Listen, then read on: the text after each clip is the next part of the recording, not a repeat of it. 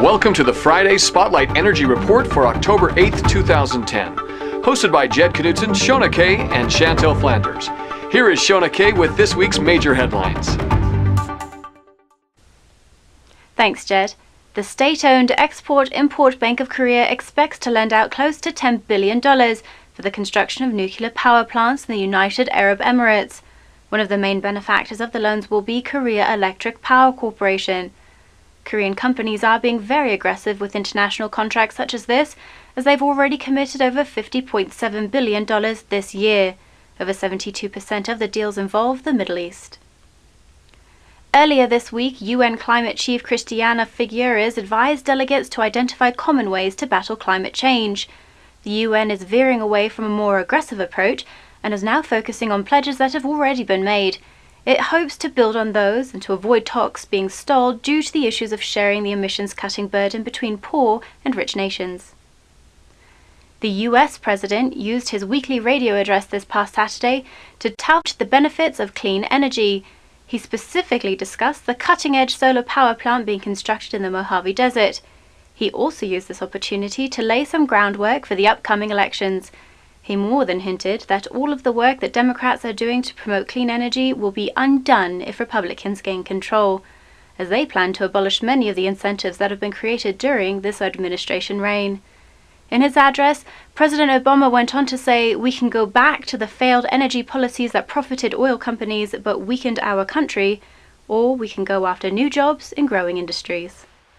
Interior Secretary Ken Salazar had a busy week, as he approved clean energy projects in both California and off Cape Cod. On Tuesday, he gave the final approval for federal lands in California to be used for solar power plants. The plants will be constructed in the desert of California and could provide enough energy to power over 500,000 homes. He is expected to approve several more solar projects of this nature by the end of the year. Salazar also put the final stamp of approval on the Cape Wind project. The project received a very generous 28-year lease that is meant to stimulate the growth of offshore wind projects in the United States. While this agreement was a clear victory for Cape Wind, opponents continue their fight to keeping the project from moving forward. There were several lawsuits against the project in place already, and it would be no surprise if they filed more in an attempt to slow progress even further. Now over to Jed for our top energy news stories in the United States. Thanks, Shona. We all know West Virginia for its coal mines, but a recent Southern Methodist University study suggests it may also be a significant source of geothermal energy. The study was funded by Google.org and reported that the state is capable of supporting large-scale power plants. The SMU study found that West Virginia has a potential output of 18,890 megawatts of geothermal energy, a 75% increase over the capacity that a 2006 MIT study reported. West Virginia currently has a capacity of 16,350 megawatts, with most of this coming from the coal sector. The auto industry may see a significant change over the next decade if the U.S. government passes energy legislation currently being discussed. Automakers may be required to manufacture automobiles that average as much as 62 miles per gallon. This target is part of the possible efficiency ranges beginning in 2017 being considered by the government. Under rules adopted earlier in 2010, new vehicle fleets must average 35.5 miles per gallon by the year 2016. Apparently, President Obama's administration had something up its sleeve when it refused a solar panel from the Carter administration that was presented by 350.org. The organization wanted the president to make a symbolic gesture by installing the panel. Well, the president has done a bit more than that, as it was recently announced that a new solar installation will take place on 1600 Pennsylvania Avenue. The new panels are being installed over the living quarters of the White House and will heat water and supply some of the electricity used by the first family. Several clean energy organizations were obviously excited about the installation. Bill McKibben of 350.org said that if it has anything like the effect of the White House garden, it could be a trigger for a wave of solar installation across the country and around the world.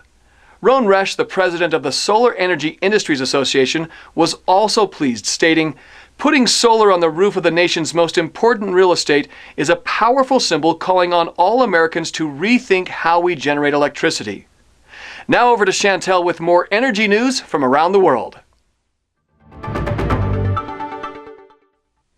Thanks, Jed. South Africa is looking for ways to reduce its shortage of power, and wind may be the answer. The largest maker of wind turbines in India, Suzlon Energy Limited, will install 800 megawatts of wind energy plants in South Africa. The country plans to create a feed-in tariff program to encourage more alternative energy projects on its soil. Recent power shortages in the country have taken a toll in mining operations and forced South Africa's hand in exploring alternative energy sources. The country reportedly has enormous potential for wind energy, and this particular sector of renewable energy is expected to play a major role in South Africa's energy future. Reports out of Iran last week stated that a computer virus had caused a delay in operation of its first nuclear power plant. An Iranian government official countered these reports, stating that it was actually a small leak that caused the delay, not the computer virus.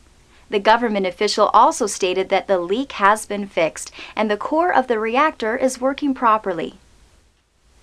BP continues to raise funds for the oil spill in the Gulf of Mexico. Earlier this week, TNK-BP expressed interest in acquiring BP's Algerian gas fields in order to further its expansion overseas. This expansion would double the company's reserve value per barrel from $4 to $8. The company made another significant move as it announced that, among other assets, the Permian Basin oil fields in New Mexico and Texas are up for sale. These assets were acquired in 2000 when BP purchased Los Angeles-based Arco. BP will also be selling off properties it holds in both Egypt and Canada. In addition to these efforts, BP announced on Tuesday that it had come to terms with the Apache Corporation in a deal worth $7 billion. The deal consists of oil and natural gas fields that are located in both the United States and abroad. This is by far the largest sale that BP has made in an effort to cover its commitment for funding the Gulf of Mexico recovery. That is your energy news for this week. For more headlines, visit us at worldenergymedia.com. This is Chantel Flanders for Jed Knutson and Shona Kay at World Energy Media. Thanks for watching and have a great day.